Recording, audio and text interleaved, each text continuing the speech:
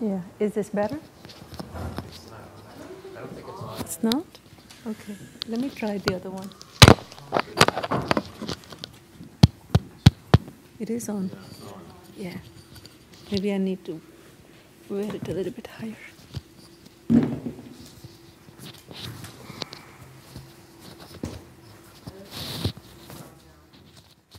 Can you hear me okay now? Yes? Better? Okay.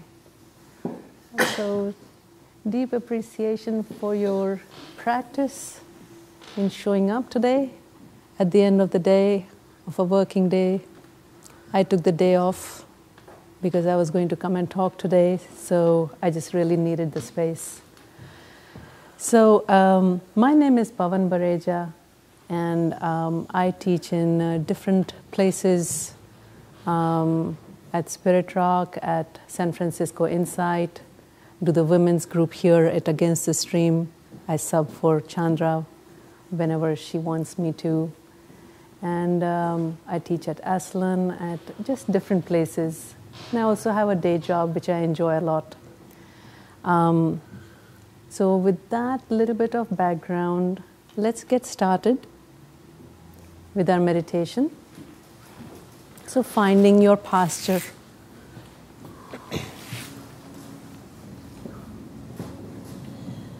That most supports you.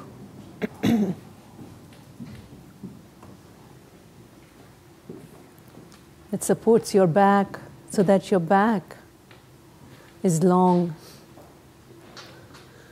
Your shoulders are squared back.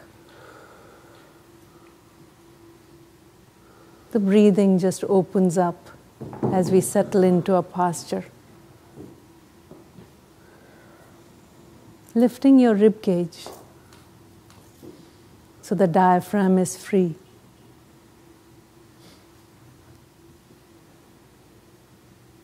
And then come sense into your hips, your legs, into your feet.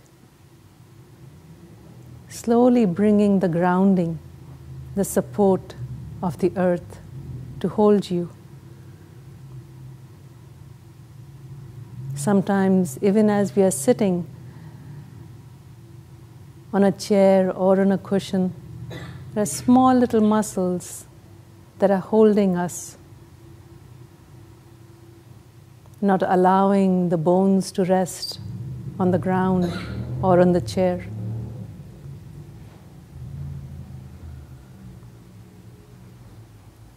So just gently pressing your feet into the floor.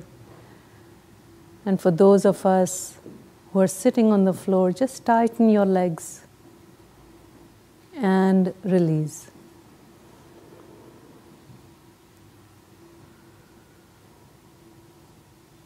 Once again, press into the floor with your feet and tighten your legs if you're sitting on the floor. Holding for a heartbeat and release.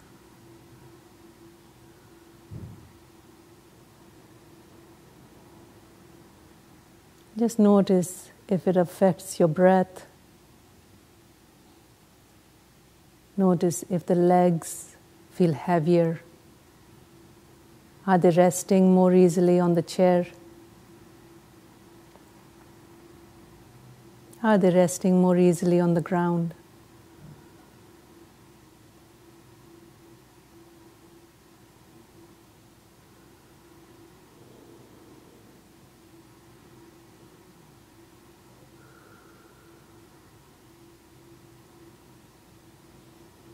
And then come sense into your spine, your lower back, middle back, upper back.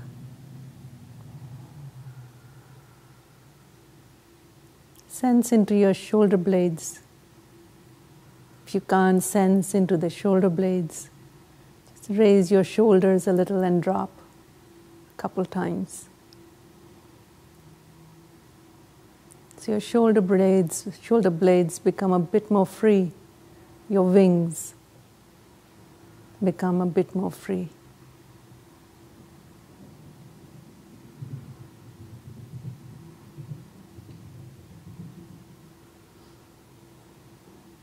Sensing into your belly.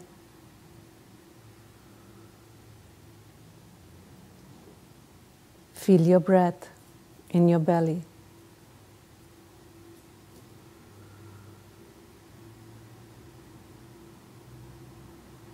Not just a place for digestion, but also the belly is the place for your gut instincts, source of deep wisdom.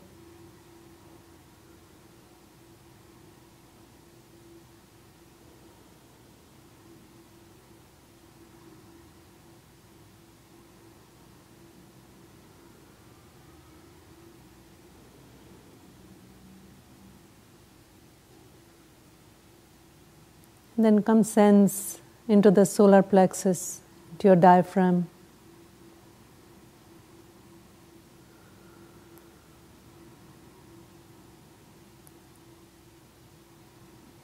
Sense into your chest.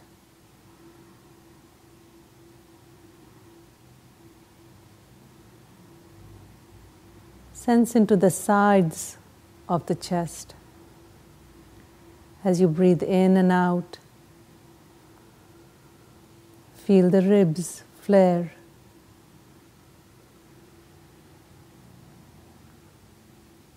Little space comes available in your armpits.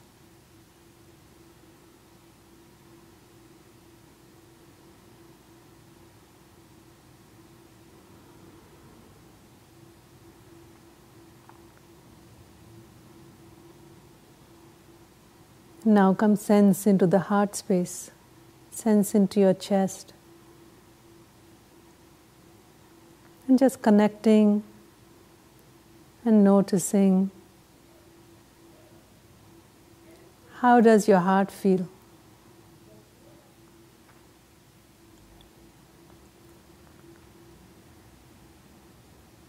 How does your heart feel right now?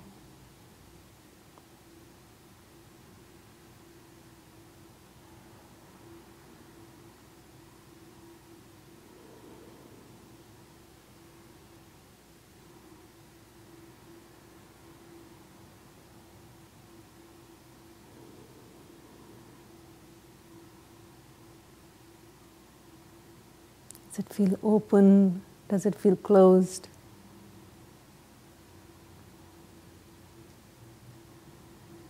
Is it hiding? Or is it tender and vulnerable?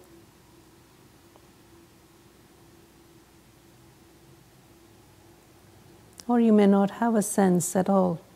That's all okay.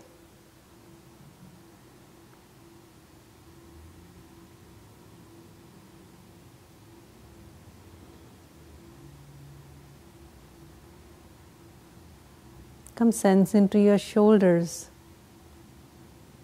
Sense into your upper arms.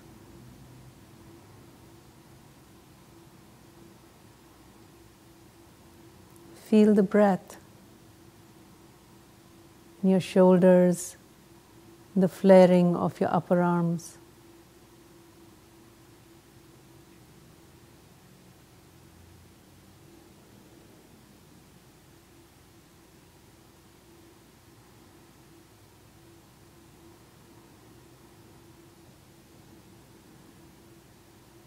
And sense into your neck, the back of the neck, the sides and the front. Check in with your throat, whether it's open or closed.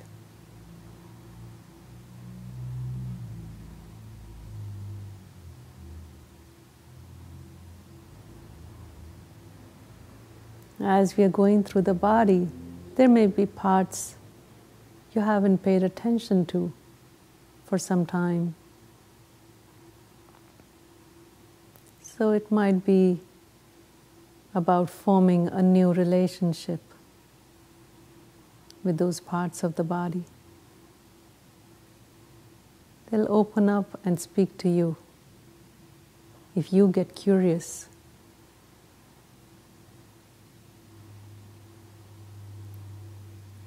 Come sense into your face.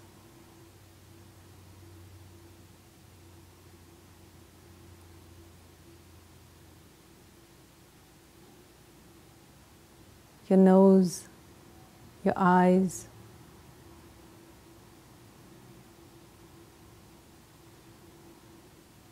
Sense into your mouth. Lips may be open or closed.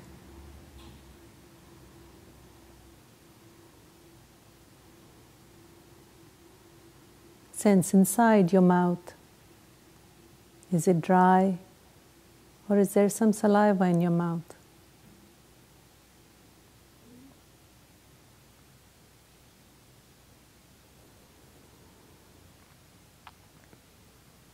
Be curious about how your tongue rests in the mouth.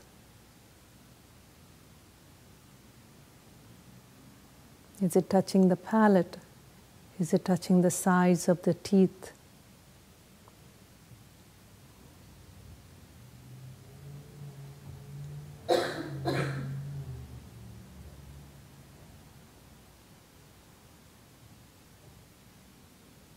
And then sense into the teeth, your upper and lower. You can use your tongue to just sense into them.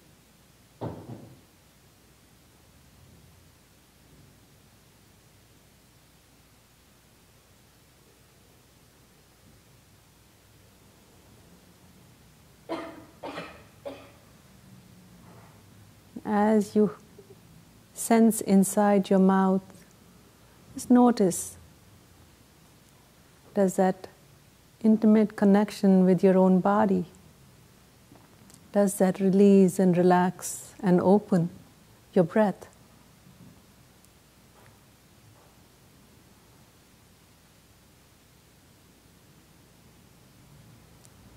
Sense into your legs again.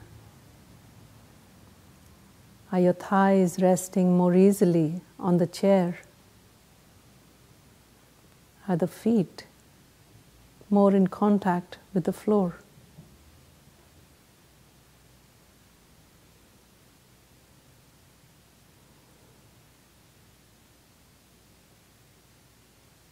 And then come bring your awareness back, sensing into the ears.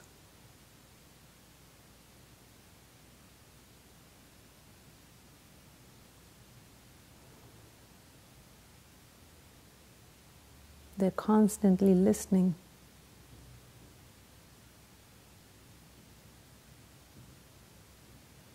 See how far inside you can sense in your ears. And then sense into your scalp, top of the head, sides, and the back.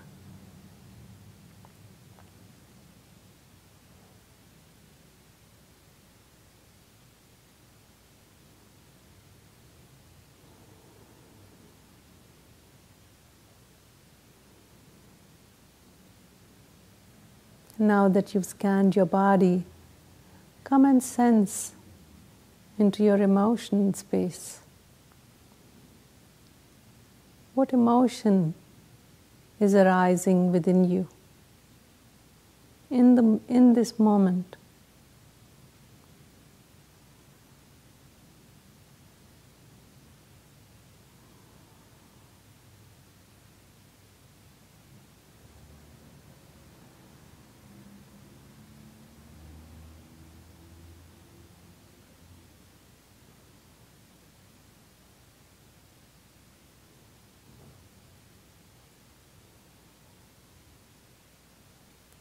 Is it pleasant or unpleasant?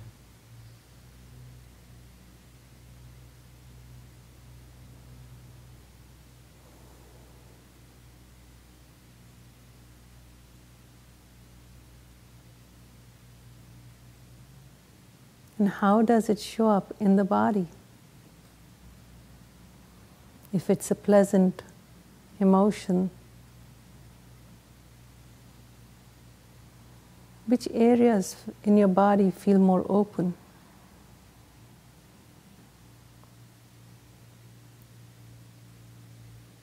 If it's unpleasant,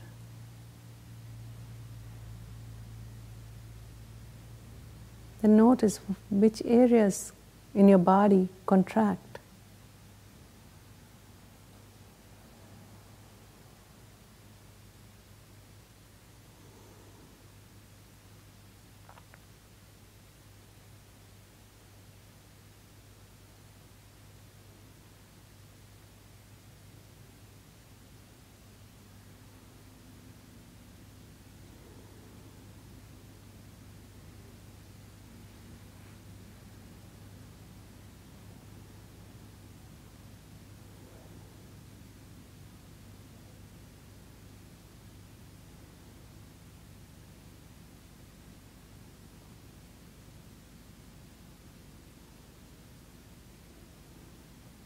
As you sense into your emotions, sense also into the chest, into the heart space.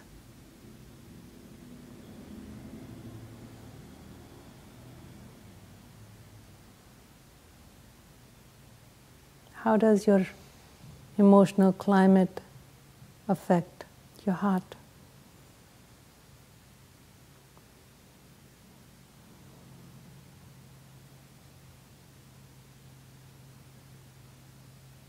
How does it affect your gut, your belly?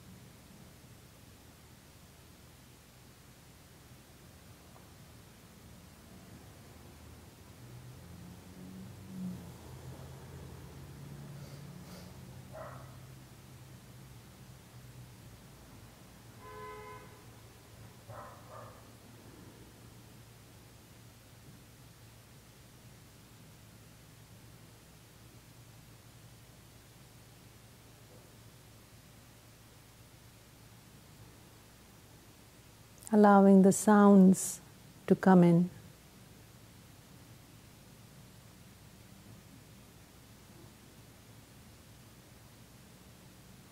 Being curious which part of you, what is it inside of you that is aware of the sound?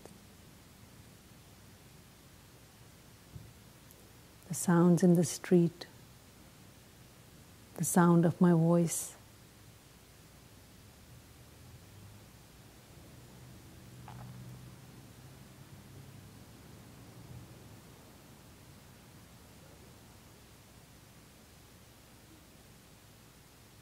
The sound of the breath of some of the people here meditating with you.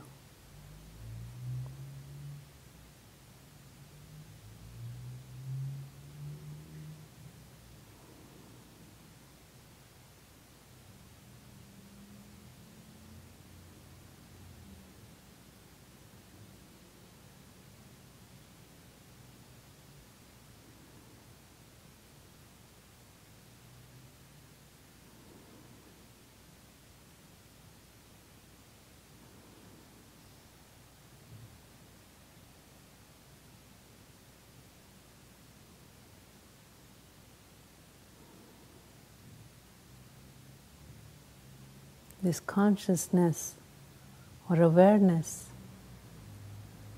that is aware of the sounds arising and passing, aware of your body sensations,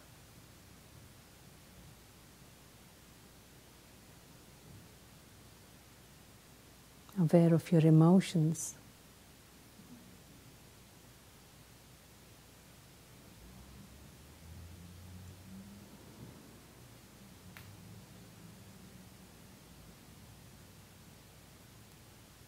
See if you can touch into this pure self, this spacious, open, relaxed spaciousness within you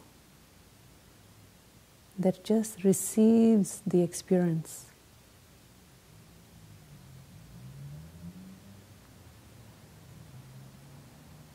You're resting and the experience flows, and your awareness just receives that.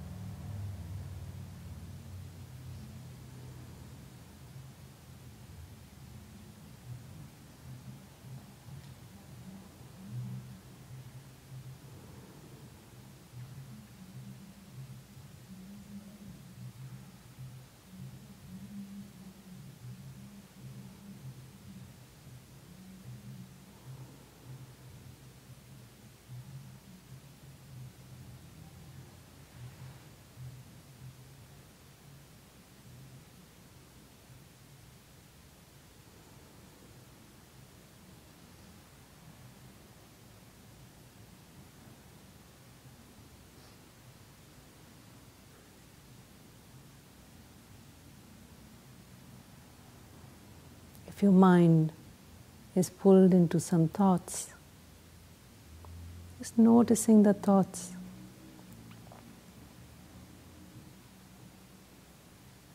Notice how they affect your heart space, how they affect your belly.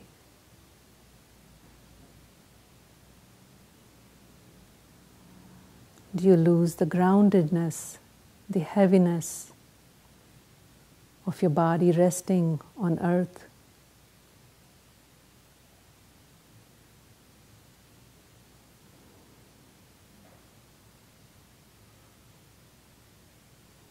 And just be curious. How can you bring that groundedness back for yourself?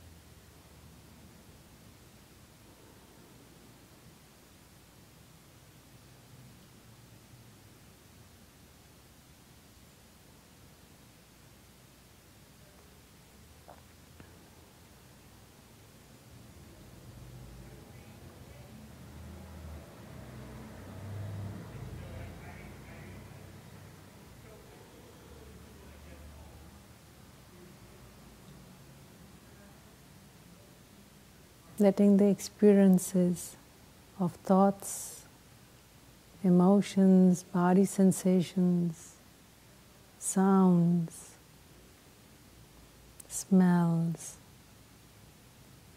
let them just pass through, not holding on to any of them.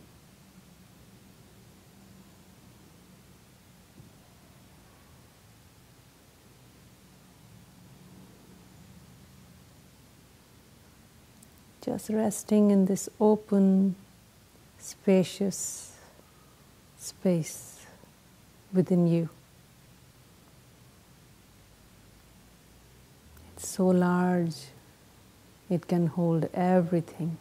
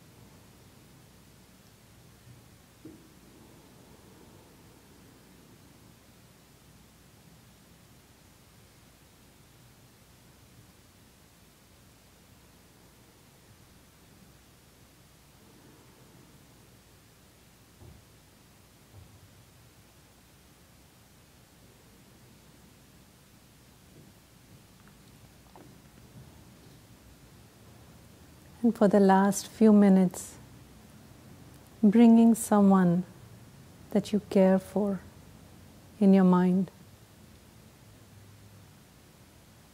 Just imagine them. Imagine an interaction that was sweet, pleasant, was tender. And just see what happens in your heart space.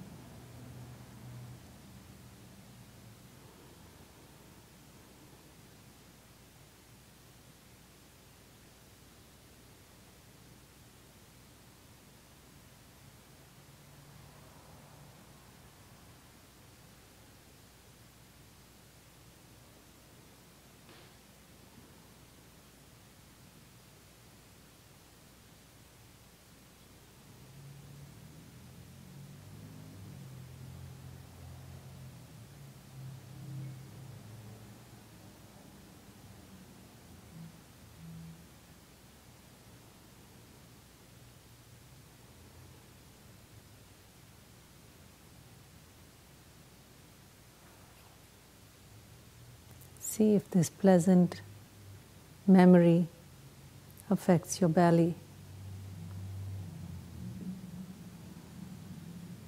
your arms and your legs. See if there is any release that happens in your body.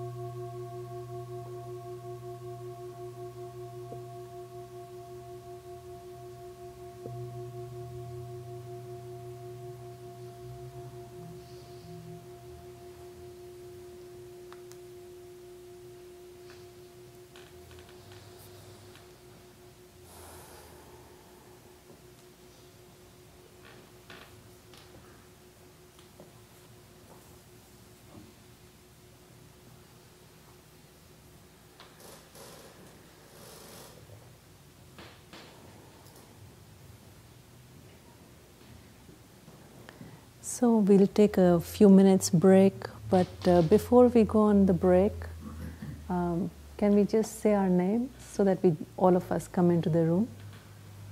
Would you like to get us? Marnie.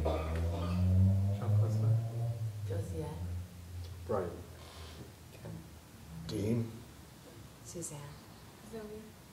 Paul. Marianne. Tia. Jimmy. Jimmy. Karen. Dea. June. Adrian. Ash. Drew. Ryan. Pamela. Thank you. So let's take a few minutes break, 7 minutes, and then come back.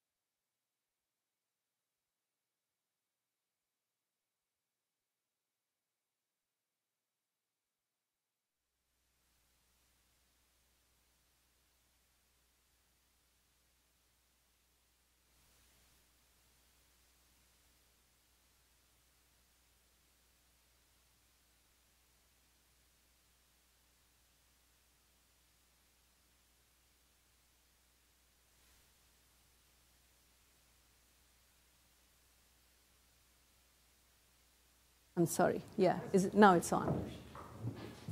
Okay, so we're going to like start out on one of your toes and make a small circle and stop, circle in the opposite direction, and then put your foot down. And now let's do the other foot. On the toe, make a circle. And in the opposite direction.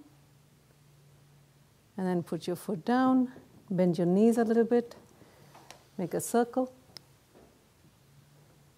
And stop, and then in the opposite direction. All right, and then come back. Now with hands on your hips, make a circle with your hips.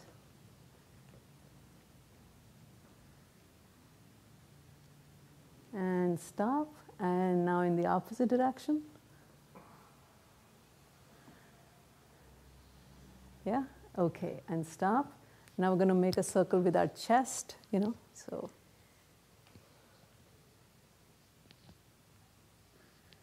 And stop, and then in the opposite direction.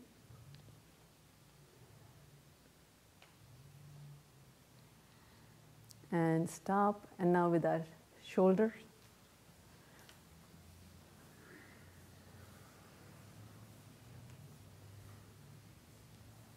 And stop, and now in the opposite direction.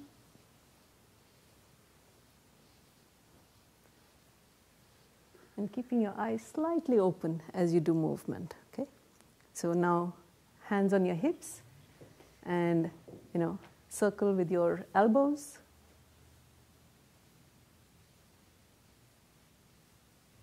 Stop, and then in the opposite direction. Elbows are very interesting. You can make circles like this. You can make circles like this, right? There is just so many places you can make circles with elbows. Okay, so now with your wrist. And then in the opposite direction. And with your hands up and down, up and down. And windshield wipers. Okay, and now arms down. We're going to do our head, but be very slow with this one, okay? Circle, very slow with the head. Just maybe 2 circles and stop, and then in the opposite direction.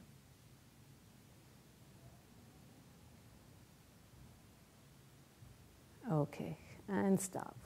And now with your eyes, circles with your eyes, and stop, and now in the opposite direction. All right, and just shake it out. All right, okay, let's sit back down.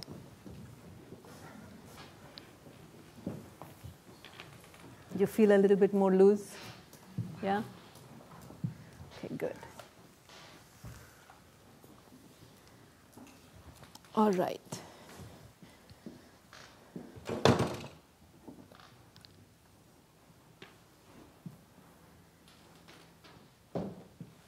So I just want to start out saying that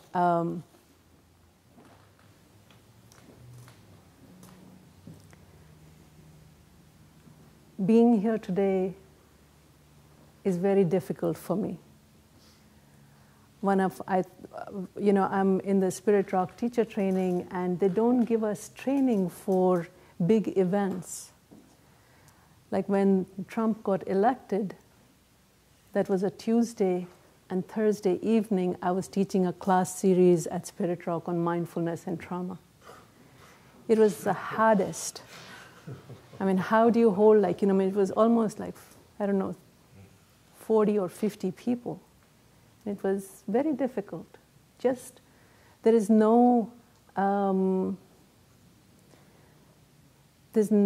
way that you can be prepared for something that big.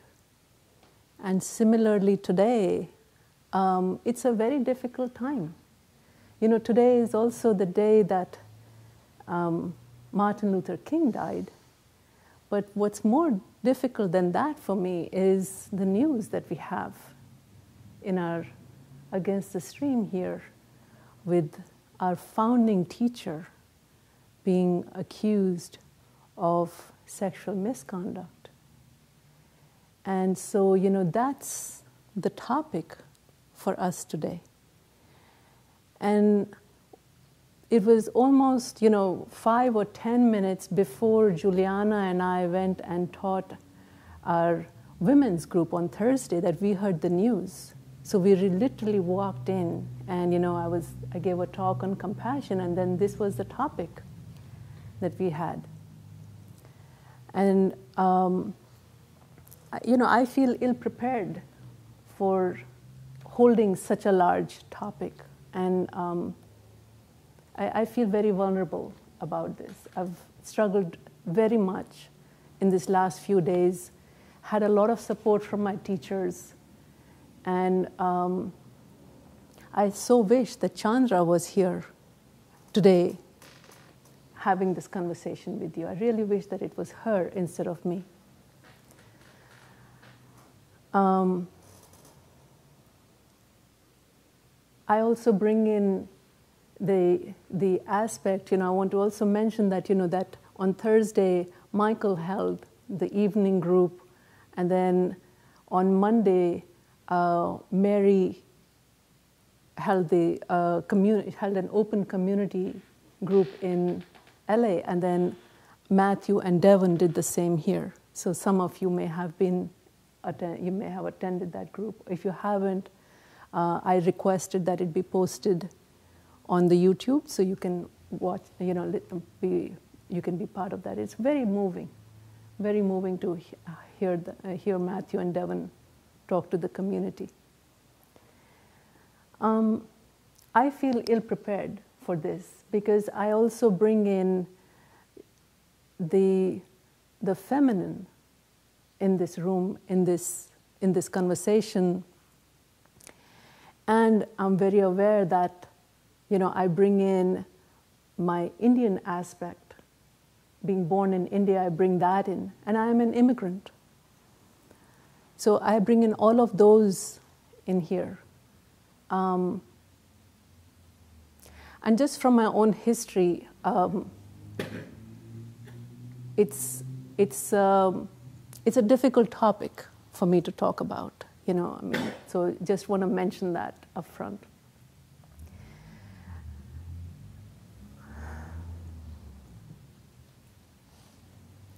So as I listen, I also want to give you a little bit of background that I do have training in trauma, and so I do see clients in private practice, and I teach mindfulness and trauma classes. So when I heard the community, what I heard a lot was that, and again, we all wear different lenses, right?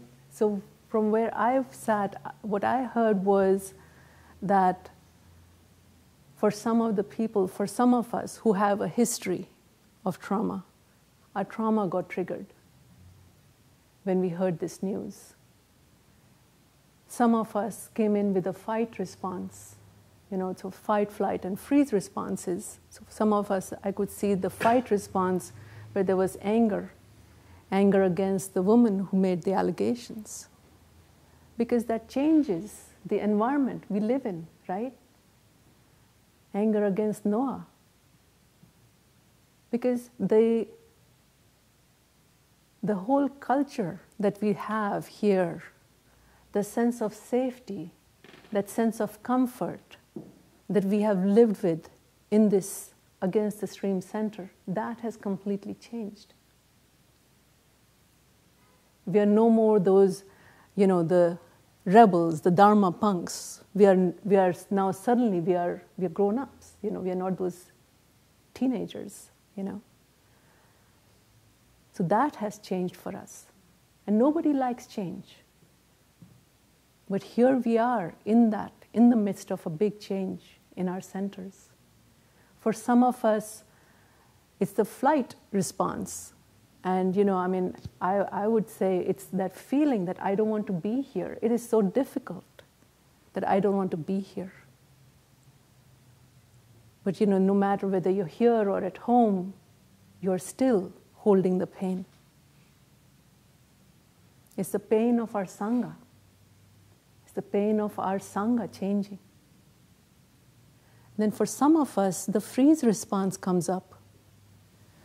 Especially for a, I shouldn't say especially for a woman, but for a woman, it may be that, can I speak my truth? Or where they whether I can speak my truth and there may be some backlash, right? So there is that aspect. For me, the freeze came up very big on Friday. I tuned into the pain of our Sangha and that we will never be the same.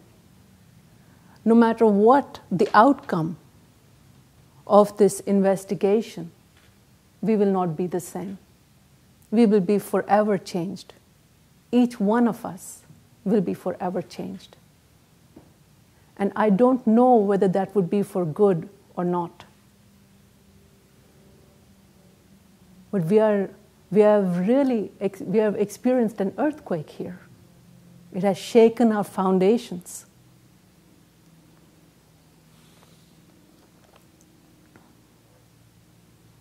And it's an unprecedented situation because this is my teacher. Noah gave me my opportunity to come and teach here. He came and he taught when I was in the community dharma leadership program. So there is that aspect. But then this woman, to feel into her courage to come out and speak. And to speak against authority. It takes a lot of courage to do that. And to speak about the misogyny that is there in our against the stream culture, that is unconscious, to bring that into conscious. And so I come from India, and growing up, when I was in northern India, that is a very difficult place for a woman to be. It is most difficult. I mean, Indian culture itself to me is difficult for a female, but the northern India was extremely difficult. So when I finally, there was just so much, it was, I won't go into details on that, but finally my family moved to Bombay, and because of the color of my skin, and India has like different, it's literally like different countries, it's like moving into a different country. So I faced a lot of discrimination in Bombay. I was grateful for the discrimination because I would rather have the discrimination rather than the misogyny of the northern Indian men. It was a very patriarchal society. And I never had the courage to speak up, because if I did speak up when I was a teenager, my voice was crushed. That was one of the main reasons I moved to US. It is extremely difficult to stand up and to speak about what is in the environment. So here is someone who has, whether we want it or not, has woken us up.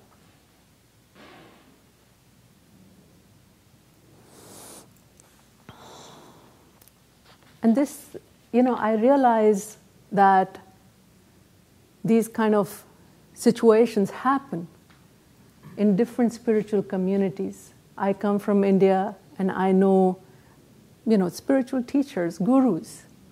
You may have heard of Rajneesh, world famous for, commingling spirituality with sexuality. There is something that's happened. There have been several instances, at least couple instances I know in the Zen tradition, in the yoga tradition. But this one is different. It's very close to my heart. This one is personal. And they're both, Noah and this woman are both part of our Sangha. So to hold that as well. So how do we hold this? How do we hold this situation? There can be, one way could be going to blaming or shaming or anger. And we know that is reactivity. That's our reactive mind. It does not bring any happiness or joy to ourselves when we are in the reactive space.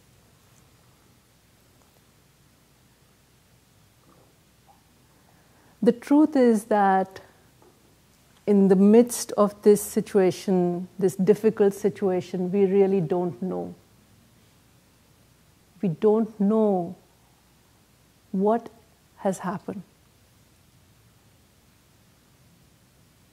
We don't know who is at fault.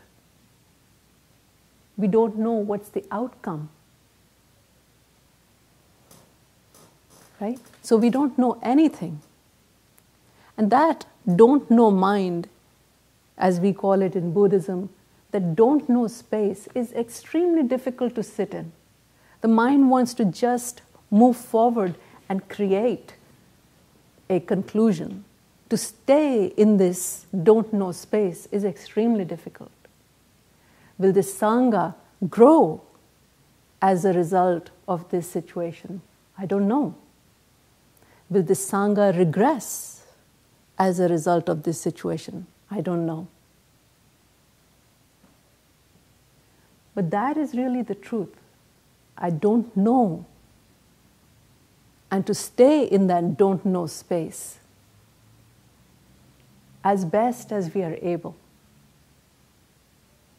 Because in that don't know space, we are not in the reactivity, we are not in judgment. Yeah?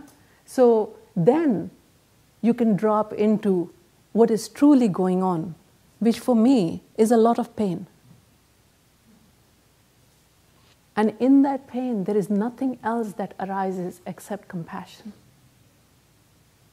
Compassion for myself, compassion for the Sangha, compassion for this woman, compassion for Noah, compassion for the teachers who are holding the space because it's their friend.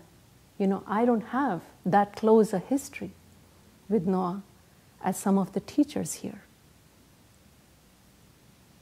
And for them to be holding sila, ethical behavior, compassion for them to find that they have to find that balance within themselves, that they hold the community in a higher regard than their personal relationship.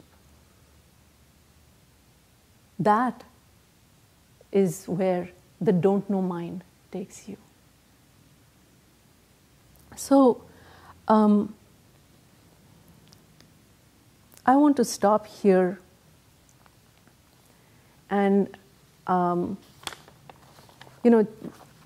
was recently teaching with Chandra and she said, Pawan, you should not write notes. You should just speak. And I said, Chandra, you try that. It's very difficult. But that's exactly what happened. I wrote my notes and I was all ready with my talk yesterday. And then today I was just lying around reading and, I have something else to talk to you about. So I want to basically, do a two-part. The second piece I want to mention to you, I want to talk about is the feminine and the masculine principle. Because that is at play here. And for us to recognize that and to frame it in terms of our three jewels, which is where we seek refuge in the Buddha, the Dharma, and the Sangha.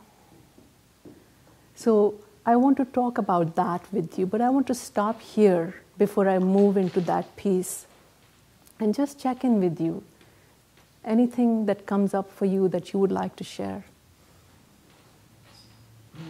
Sorry, I'm Yes. sure this was covered on Monday, but I don't understand, why is the investigation, sorry to get into the nuts and bolts, but why is the investigation itself kind of public when the outcome of it is yet to be decided? Because it feels like it kind of is creating so much angst in this community that it was unnecessary depending on what the outcome is. And, I felt exactly what you said. But at the same time, what Matthew said, which I really liked, is he said that the teaching team made a decision whether they are going to do this silently or are they going to be public about it. And the reason they went public with that is because it's a white male who is in a position of power. And they do not want to keep that hidden. Yeah? So there is a level at which they are holding the feminine with respect in the current environment. And so we are all having to, feel the repercussions or the ripples or, the tsunami waves or whatever it is you're feeling of this decision that they've made. But they decided to be transparent. Yeah? So we just have to wait and, watch as this unfolds. Yes? So I was here on Monday night, and I didn't want to say anything because I'm really angry. And angry not only that this thing happened, but that there's this thing of like, well, nobody knows what actually went down, and I'm kind of like, well, really? I mean, my feeling is to trust someone who has nothing to gain from bringing these things up. So angry that it's like everyone's so surprised that this could happen here. Like it happens fucking everywhere. Yeah. Why not here? Yes. Like it'll be so special. It just seems a little naive, and that made me angry. And then I got angry that I, as a woman, feel uncomfortable voicing my anger, that it's not an emotion that I feel comfortable having in a public space. Yeah. And then it's like with the Buddhist thing of like anger is reactivity, I'm like, yeah, I'm having a fucking reaction. Like, okay. So that's all. No, I think, and I mean that is what I'm going to be talking about. I think anger is, it's anger, fear, those are not just anger, but anger and rage, fear and terror. In the whole spectrum of emotions, those are the two bookends. And to have those emotions, I think, is very valid. And that's what I'm hoping that I can talk about in the second part. The piece which, and I mean, when I'm in my emotional space, my logic doesn't work very well, so I apologize. But what has also happened is that, the spiritual space becomes a safe and a sacred space where you can come and you can be open and you can be vulnerable. A lot of people who come here in the Against the Stream centers do come from recovery, and there is a lot of trauma in that space. So when you're in the open and vulnerable space, one of the things which is important is to hold the ethics or the sila aspect. So that is what is so painful when that is broken. And again, like I said, we don't know what is the result, but it's a no-win situation, because if Noah is found innocent, then here is a woman, So we have that aspect. If she's right, then we have a teacher here. So this is a no-win situation. I don't know if I answered your question there. Yeah. I think having anger is I think it's a very good thing. Well, it's just interesting too, because like, how do you find the facts in a he said, she said situation? Like, there is no objective truth. And to say like, well, when we discover the ultimate truth, like I don't have confidence that that's something that can be done. But, you know, I definitely appreciate how it's being handled and the sort of understanding of the systemic power dynamics that are at play. And Yeah. as good as possible to sort of disarm that. Yeah, yeah. I don't have any answers for you on that one. It's not really a Yeah, question, yeah. sorry. No, I'm just saying, but you know, I mean, I don't have any answers on that one. But I hear you. I fully agree with you on that. Yeah. So, any other thoughts? Yes. I just have a question, because I only come to this class. Mm-hmm. I don't know really anything about Noah, and I don't know what's happened. Okay. So it seems like someone has alleged something. That's right. And that's But we as don't much know as what we that know. something is. That's right. It's sexual misconduct. We just know it's Yeah. sexual misconduct. Yeah, that's what we know. And okay, and then Yeah. Against the Stream is conducting an investigation. That's It's like a correct. police Yes. Investigation. It's Ethics and Reconciliation Council. They have an investigation. So there is one in Spirit Rock that's helping out the Against the Stream teachers. Gotcha. Yeah, Okay. yeah. Thanks. That's why I said, you know, like, I mean, take a look. There is a video. I requested it to be posted so you can watch that. It was a Monday night when Matthew and Devin had a conversation. Matthew gave a lot more information. Yeah. Because I'm on the outside of the circle, that's how I got my information as well. And of course, you know, from the emails. Yeah. Yes. I think that the board created a problem when they decided they were going to be transparent about the words, you know, that, okay, we're going to suspend Noah, and it's because we suspect, but we have to investigate sexual misconduct. They didn't have to necessarily come out and do that, but I think, I don't know what the best option was for them, but it seems to me that the problem that we have right now is that we have this thing floating out there, the word sexual misconduct. Yes.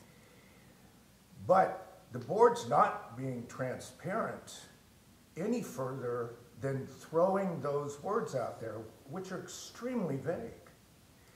And that can mean so many different things.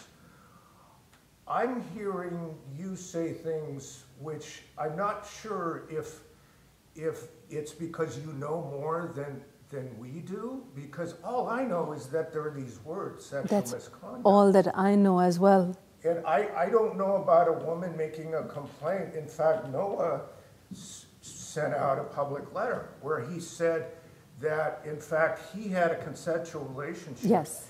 In that it was someone completely separate who complained about their relationship. And so there's, I'm thinking that I'm assuming it was Noah and Yes. a woman, I'm assuming she was a member of the Sangha or in the past.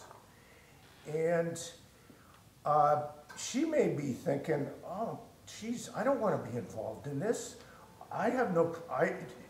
She may think, I mean, I don't even know what the situation is, but that's at least what Noah has said. Mm-hmm. Now, I was here Monday, and, you know, Matthews, he opened it up, and he was talking about sexual violence. We're talking about misogyny, etc.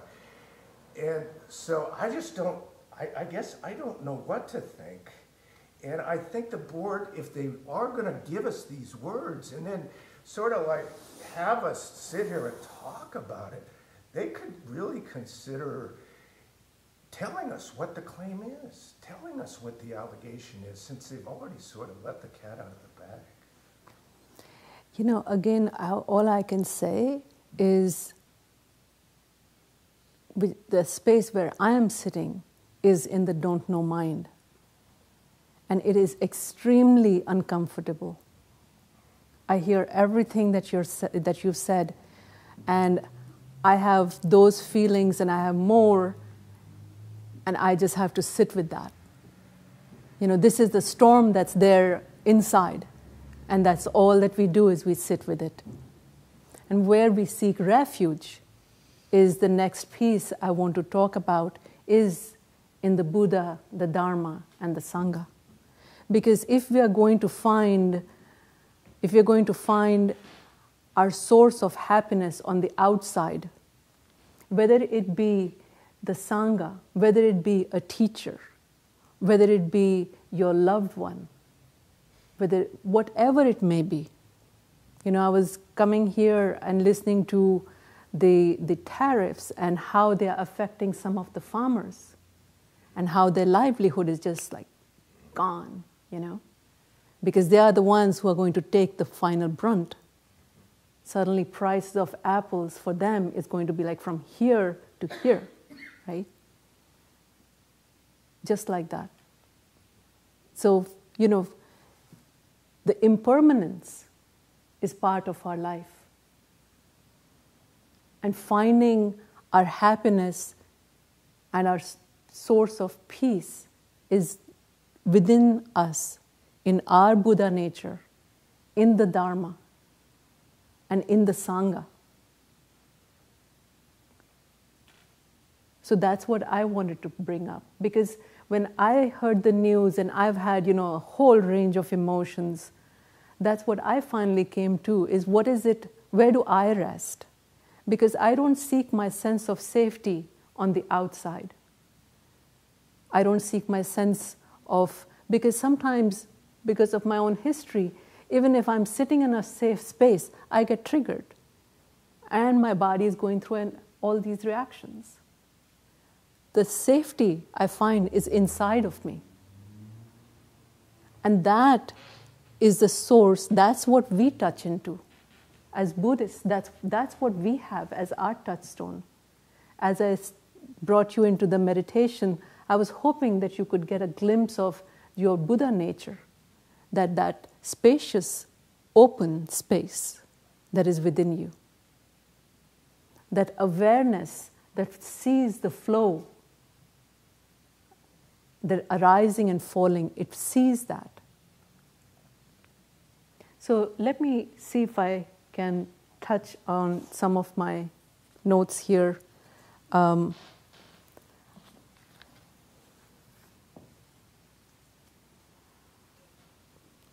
So I wanted to talk about the feminine principle and the masculine principle.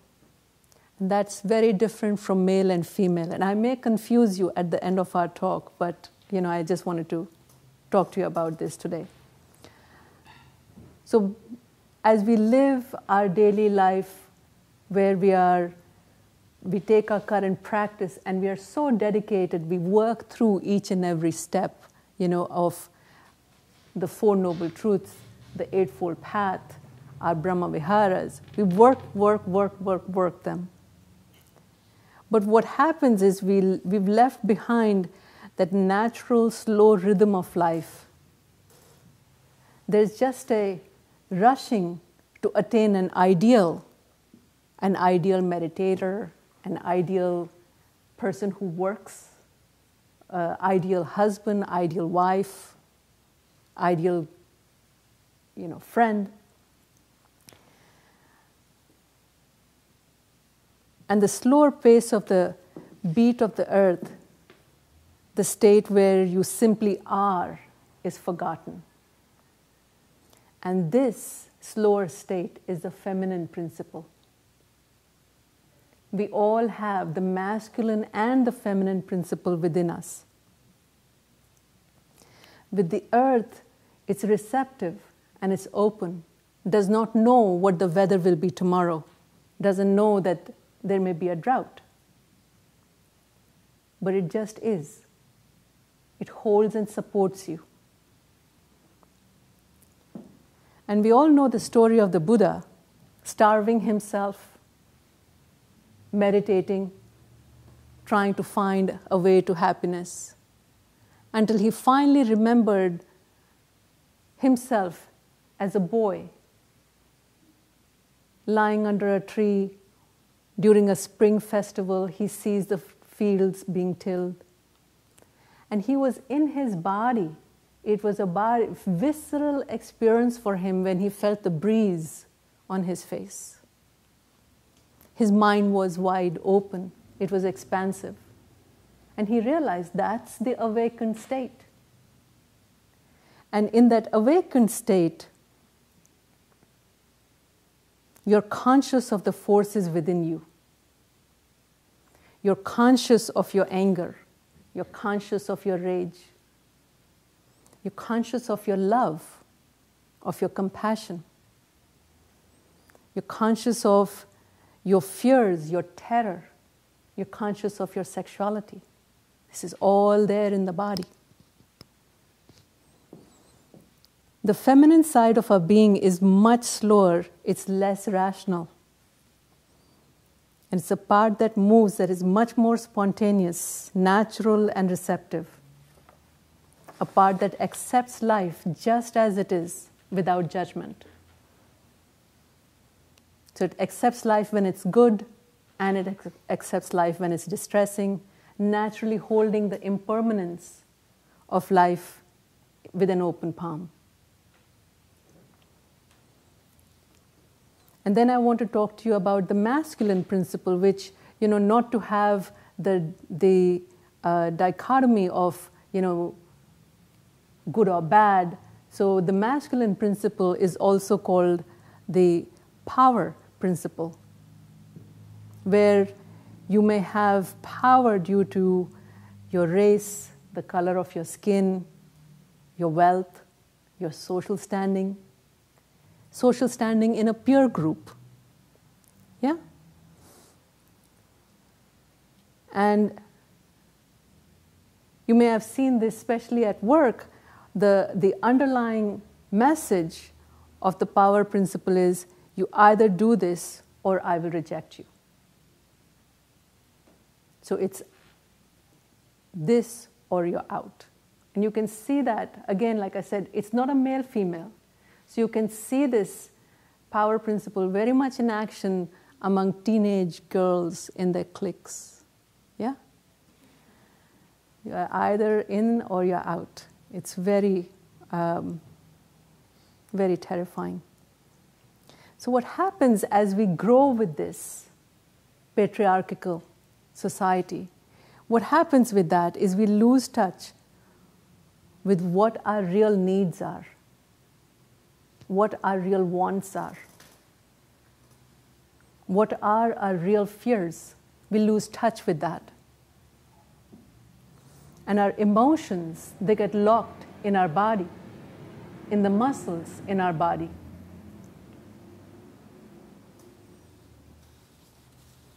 And we function in our world, even in our dharma world, we function then more from our head, less from our body.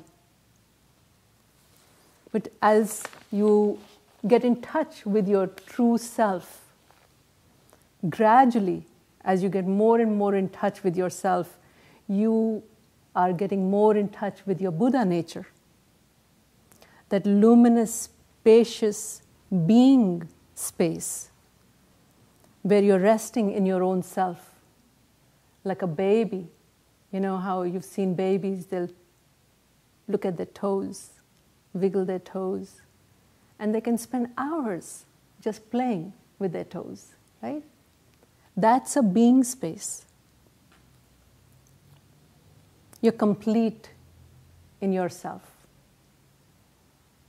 That exists within you.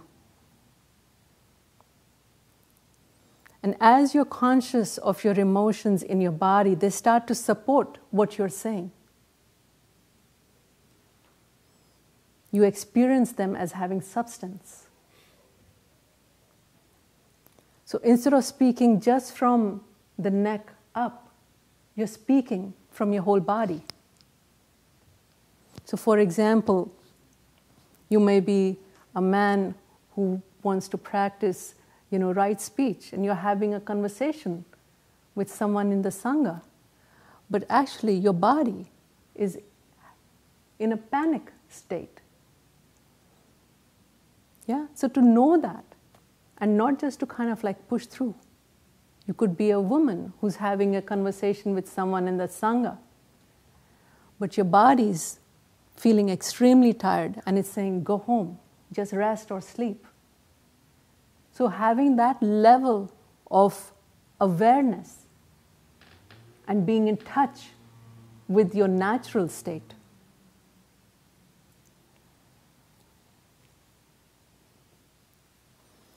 Then, as you address that, then what you're really doing is now you are addressing what is called your inner civil war. You're not just listening to the head in one direction and the body in the opposite direction.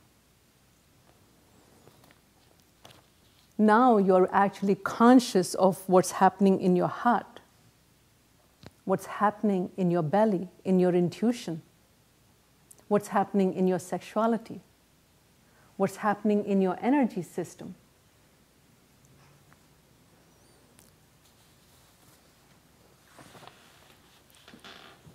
So how do you get the courage to be your authentic self, to be your Buddha nature?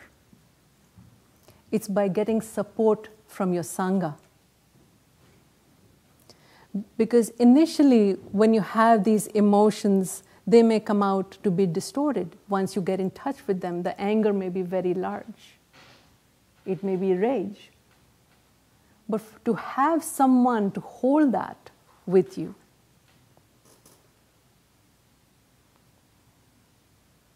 so that you don't fall into unskillful behavior, you don't fall into a freeze where you might, overuse some things. Like I'll say for myself, the overuse may be watching too much TV or eating too much.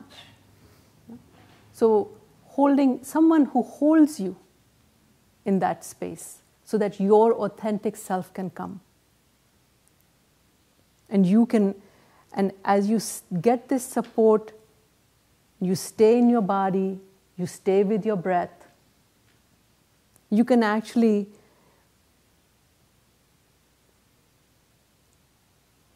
you receive the, let me say this again. As you get support and you stay in your body with your breath as a guide, the compassionate listening from your Sangha is what helps you with that. It's very hard to do this by your own self. And then what emerges is your authentic self. That love, the kindness that we speak about in our Brahma Viharas, the compassion, that sympathetic joy, the equanimity, and most importantly, the non-harming of yourself and not harming the others. Then you have the ability to dance with impermanence, to hold the dukkha of our teacher, of this woman who has spoken, and of our Sangha with a don't know mind. It's only with that. It's almost impossible to do this alone. You have to do it in a Sangha. It's as Hafiz says, out of a great need, we are all holding hands and climbing. Not loving is a letting go. Listen, the terrain around here is far too dangerous for that. So it's something that we do together as a Sangha.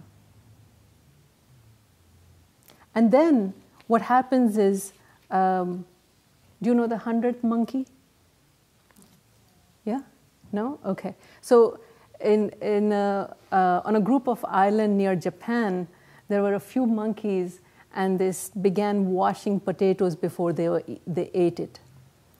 So the younger monkeys were quick to copy and get started doing this, but the older monkeys, they got more frightened and restless.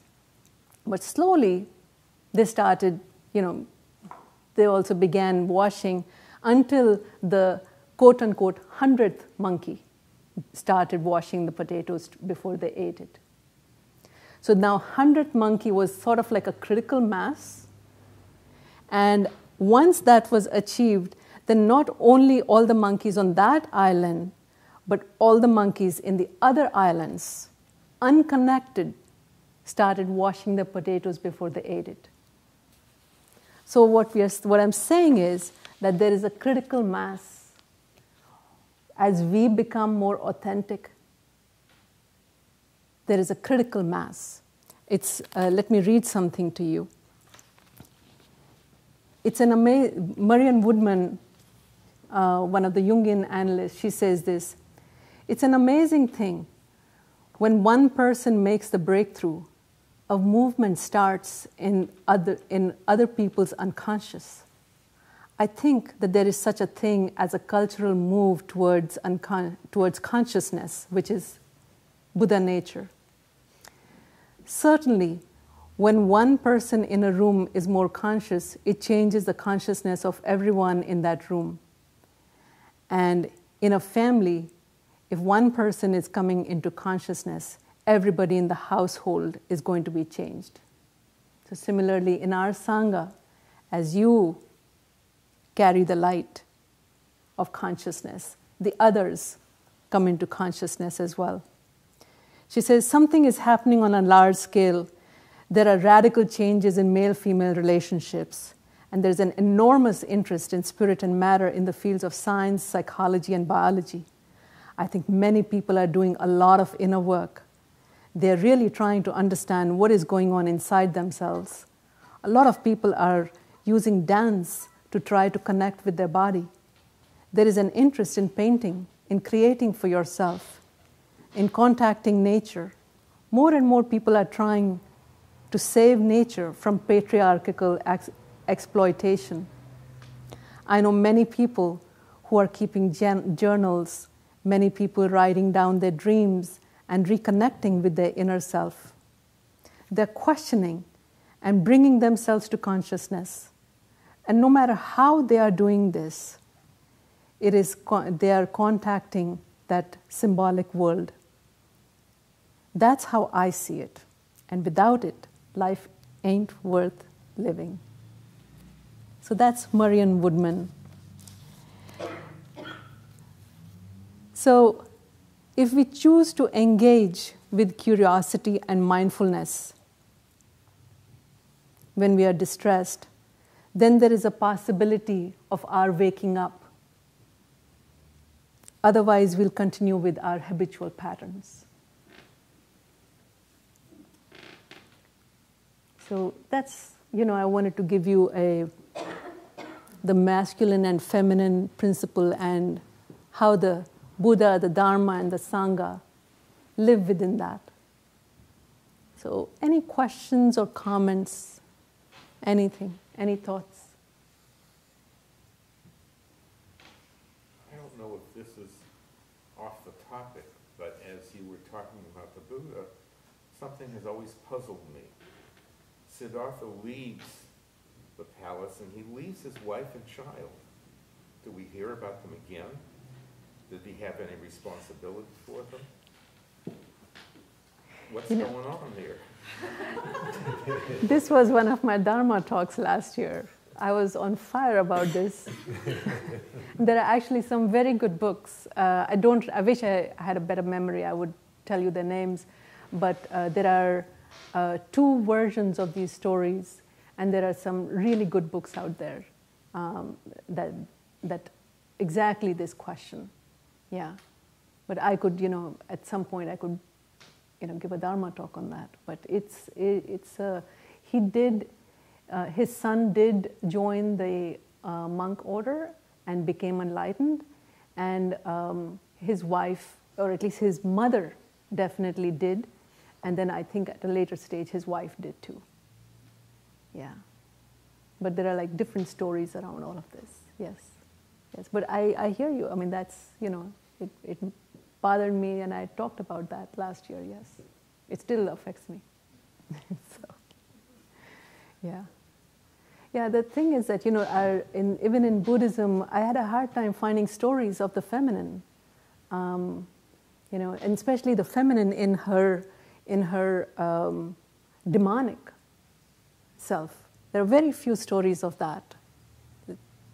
But that's off the topic. I shouldn't go into something else. Any other questions or comments?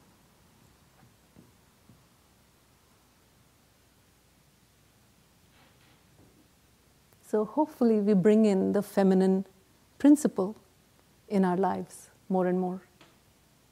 Yeah. So with that, thank you so much for your kind attention. And let's take a few moments and do a loving kindness call and response. Yes? And then I'll dedicate the merit of our practice. I'll say one phrase and you repeat after me. When you're saying the phrase, you're saying the loving kindness for everyone in this room. In the moment of silence, you're receiving the loving kindness from everyone in this room.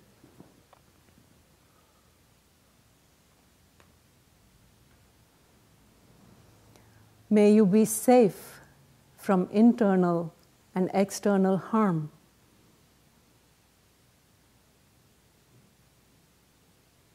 Can you please repeat it? May you be safe from internal and external harm.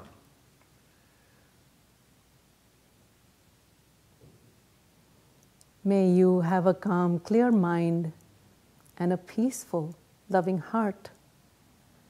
May you have a calm, clear mind and a peaceful, loving heart. May you be physically strong, healthy, and vital.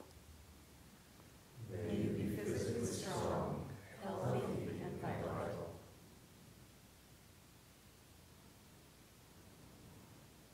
May you experience love, joy, wonder, and wisdom. May you experience love, joy, wonder, and wisdom. In this life, just as it is. In this life, just as it is.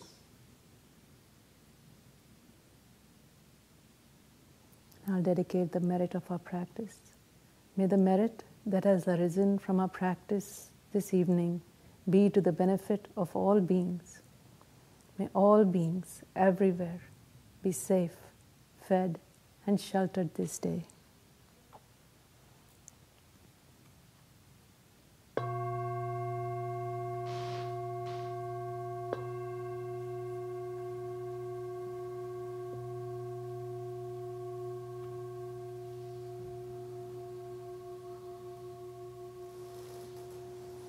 Thank you so much for your kind attention.